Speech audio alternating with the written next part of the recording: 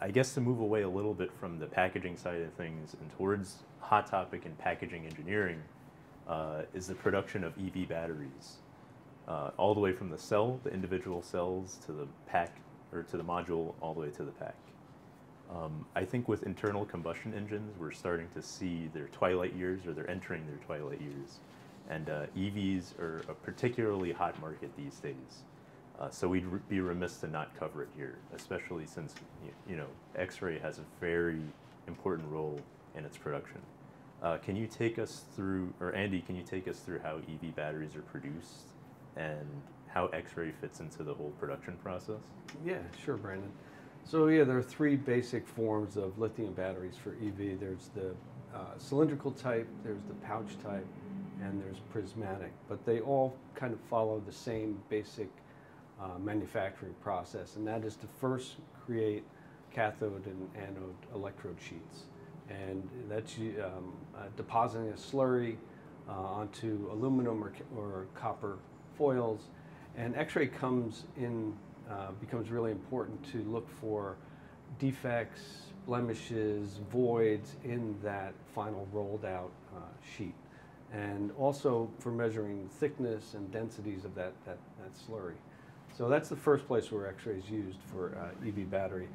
Then that foil, those anodes and cathode electrode sheets are rolled up into, for a cylindrical type, they're rolled into a cylinder or cut into small pouch sizes and stacked on top of each other.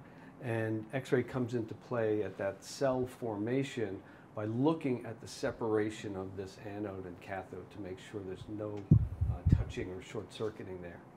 And then finally these cells, once they're past this X-ray inspection, they go to pack or module build out, where they're combining these cells together, building up very large battery packs. And we see more and more that the final integrity of these modules and packs is important, so the X-ray is used at a higher energy at that part of the process as well. I think to speak a little to the integrity side of things, lasers come in here with the manufacturing side of it.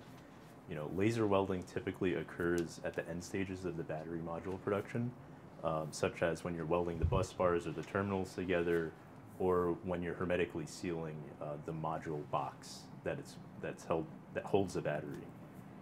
We see two main weld techniques within this space. We see ultrasonic welding, and we also see laser welding, my product of interest. We're going to bite the bullet here and say that ultrasonic is going to be the more popular choice. It's really good for larger spot sizes, and it's kind of bulletproof in its execution. But when it comes to welding smaller spot sizes, and also for welding things that have temperature parameters that you really need to keep in check, laser welding takes the cake there. So when you're welding the bus bars or the terminals together, that's the small spot size, or when you're welding these fiberglass reinforced module packs, you're going to see laser welding being used there as well. Yeah, so Brandon, you've been talking about plastic. Why not metal? So today we use metal in these module packs. That's because it has high thermal wear, but a lot of plastic manufacturers and automotive manufacturers, they're starting to investigate these fiber reinforced plastics that have really high thermal wear, similar to metal. The main benefit of the transition is that you have a huge weight reduction.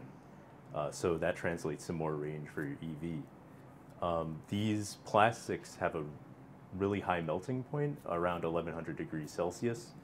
So where our lasers come in is that they combine our detectors. So when you're trying to weld a spot, let's say you want to get to that 1100 degrees Celsius target, the laser would process the target, and then the thermal information coming from that spot would go back to the detector, and then that way you could modulate the output of the laser, and then you could have a consistent 1100 degree weld around the entire seam. This way you could properly hermetically seal this plastic without having the issue of under or over welding. When you have a poor hermetic seal or no hermetic seal at all, material can get into the module, and then that can cause shorting of your battery, which is incredibly dangerous, especially when you have like a high wear device like a car. You know, you don't want to be driving 60 miles per hour and then have a problem with your battery. It's not a good thing to happen.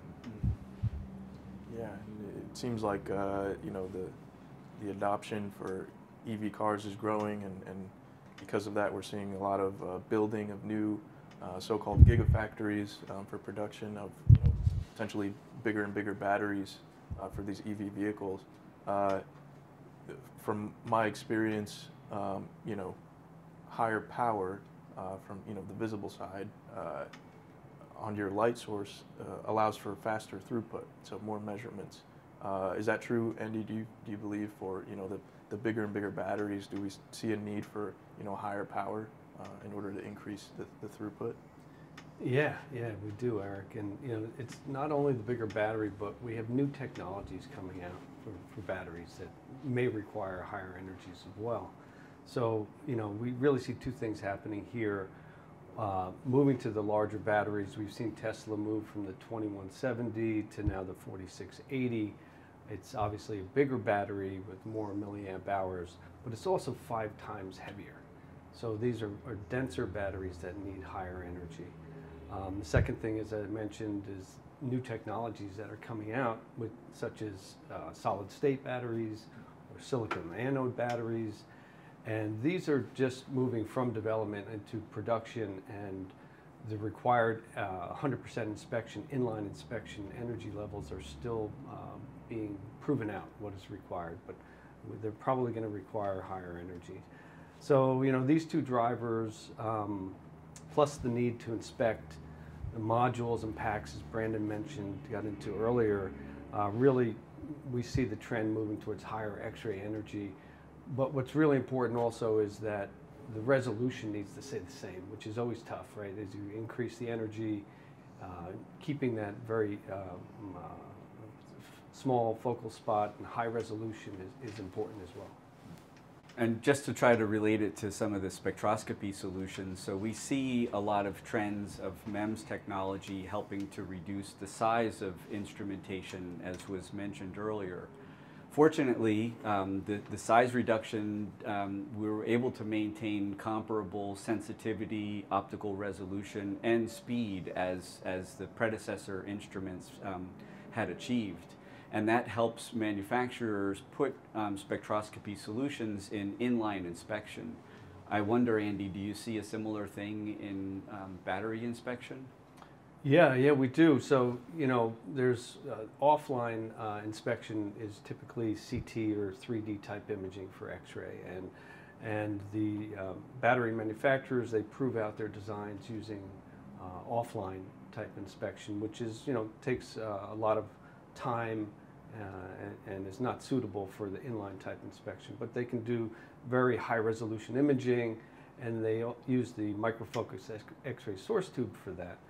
You know, when they want to move to inline inspection and build out their gigafactories, they would like to keep that same resolution, right? So the microfocus tube is finding its home in the inline inspection as well, doing 100% inspection at very high resolution in a very difficult 24/7 environment. So, you know, the Hamamatsu integrated source with the high voltage power supply and the microfocus X-ray source tube integrated lends itself really well to this factory environment. So I guess to the point of inspection, since we're on that topic, I just want to add that, you know, I wonder if the metrology techniques used in this EV battery manufacturing process, usually this technique is used to look at the surface level dimensions or to help with more complex assembly processes, right? And I do know that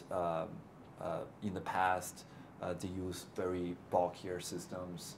It's basically a distance measurement system to kind of look at the whole piece or part or manufacturing chain. And now they're using more MEMS mirror type of products that actually we do offer that too, that makes the whole system more compactor. So I think that's a point to add in case people want to know and do use that techniques for this particular market as well. Yeah, thanks guys for taking us through this EV inspection market. Andy, I know you're our resident X-ray and battery expert, so can you just give us a quick summary of everything thus far and also give us your opinion or any hot takes you may have on the EV market? Yeah, sure. I think, we're all well aware the EV market is really booming, right? And almost every month you hear of a new partnership or a new gigafactory being launched or announced. If you follow the market like we do, our count is that 56 plus gigafactories will be brought online between now and 2030, and 23 of those gigafactories will be in the U.S. alone. Right? So, it's expanding rapidly, and I think with Hamamatsu's global footprint and our offering of both sources and detectors, along with our in-country support and service, really make us a unique supplier in this area. Awesome. Thank you, Andy. I think we're all out of topics. So I think based on our chat today, it's fairly clear that optics and photonics are really going to be the drivers for Industry 4.0. We have the trifecta of features going for us. We have the speed, we have the quality, and we have the accuracy. And I think I speak for everyone here when I say that we're all excited to see how Industry 4.0 is going to develop, and we're especially excited to see photonics and its place in this space. So here's a big thank you to our panel of experts. You all did a great job. I think you did a great job. And as a disclaimer to those of you watching at home or at work, this Industry 4.0 topic is an absolutely gargantuan topic. There's no way we can possibly touch on everything. So feel free to reach out to us if you have anything, any projects that you're working on, or if you need any more information, we'll be glad to help.